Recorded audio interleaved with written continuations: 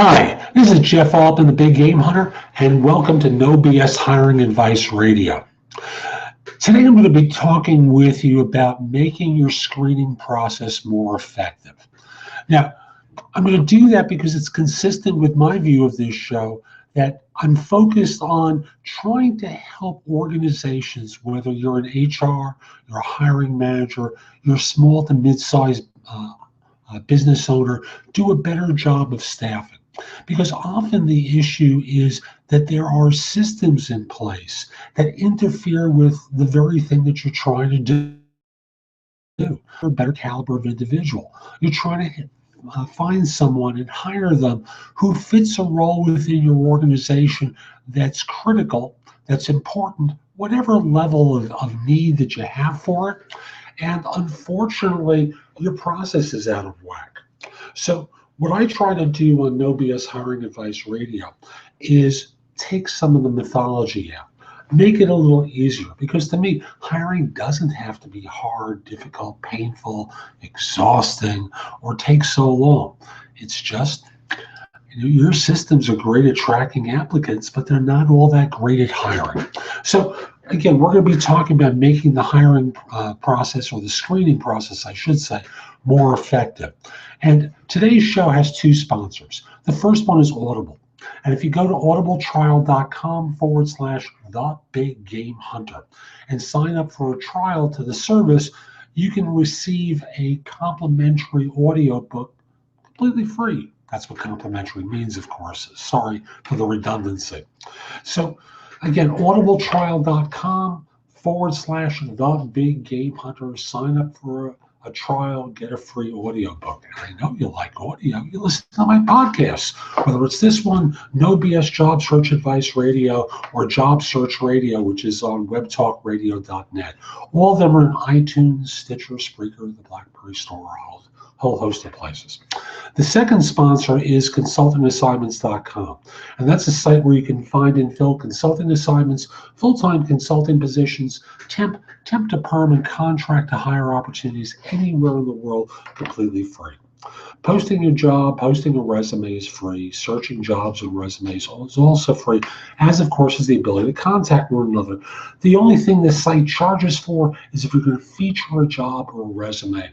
It's a whopping $10 for 30 days. And if you're going to feature more than one position, the price drops down pretty dramatically from there. So again, that site is consultingassignments.com.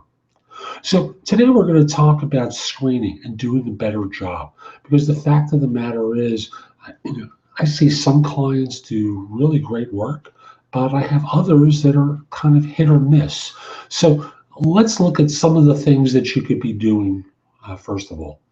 And number one is, let's look at the process of using the applicant tracking system and making sure that people who are setting up the keywords to look for within the system really understand what the keywords should be and how important they are in the selection process. Systems that, applicant tracking systems, ATS systems that are keyword focused, you need to make sure that they recognize, those who are doing the data input do recognize which keywords are critical. Many job descriptions are 50 to 100 lines. They are loaded with terms and technologies and experiences being sought, when in point of fact, there may be 4 or 5 that are really pivotal. You can lay out a list and structure the preferences beyond that, but they shouldn't be inputting 50 or 100 different criteria. It's ridiculous. You're screening way more people out than you really need to. So that's really where we start off with. And then from there, once resumes start to arrive, whether it's through the applicant tracking system or through email or some other means, don't let just anyone screen resumes. You don't want some beginner looking at resumes, unless, of course, they're perfectly trained, absolutely expert. They've done this for 5 years, in which case they wouldn't be a beginner. But someone who's just picked willy-nilly and said, here, look at these resumes, tell me who I should see, isn't going to be someone who's going to be effective for you. And then from there, we go to the next step, which is the screening call. Don't let just anyone make that call. Now, if you're a hiring manager, you want to make sure that HR is very clear about what they're asking. And you want to offer up a couple of questions that they might use for screening purposes and either record them, take down great notes, do something that lets people know or lets you know exactly what their answers were. So this way, they're really being screened effectively and your time is being maximized. So again, if you're a hiring manager using HR, if you're HR and you're not clear from the hiring manager, just make sure again that everyone's on board with the screening process. Now, to me, when you're looking at resumes, I like to have a pretty wide net extended because I never know when I'm going to pick up someone that's going to be useful for another one of my clients.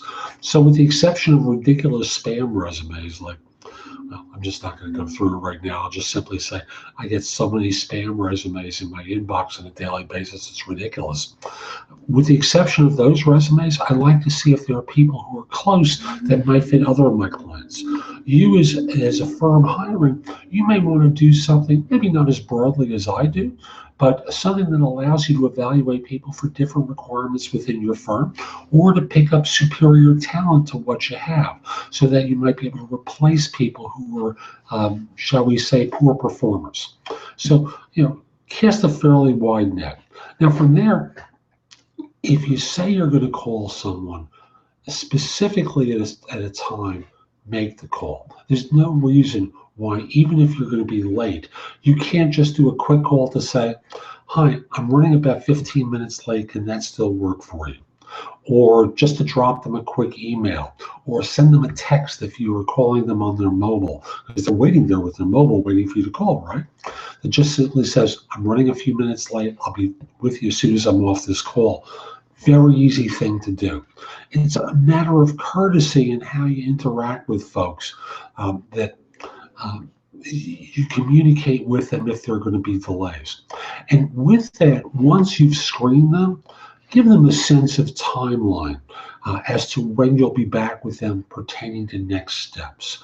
Now, I think it's remarkably gracious, as a few of my clients do, if you're going to reject someone to let them know on the spot. And then from there to say, here's the miss that I see in your background.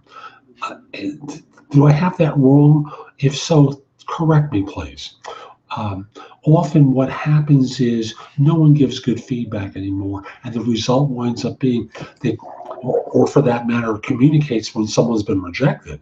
And the result winds up being job hunters are kind of left out in the lurch, not knowing how they messed up. And the result winds up being they start calling you regularly going, hey, what's going on? When you've already turned them down. Just let them know, keeping them informed, giving them a timeline for when you'll be back. Even if you're going to be back, you're going to be delayed, you can drop them a quick note to say, sorry, we're still going to be interviewing people for a few more days. We've had a couple of cancellations and reschedules. Bear with us. You can set that up as a signature file in Outlook and send that to people if the process is going to be delayed. And again, if you're rejecting people, just do it on the spot. If you're not sure, experience tells me they're never going to be in the first group of candidates when you start considering bringing people back in.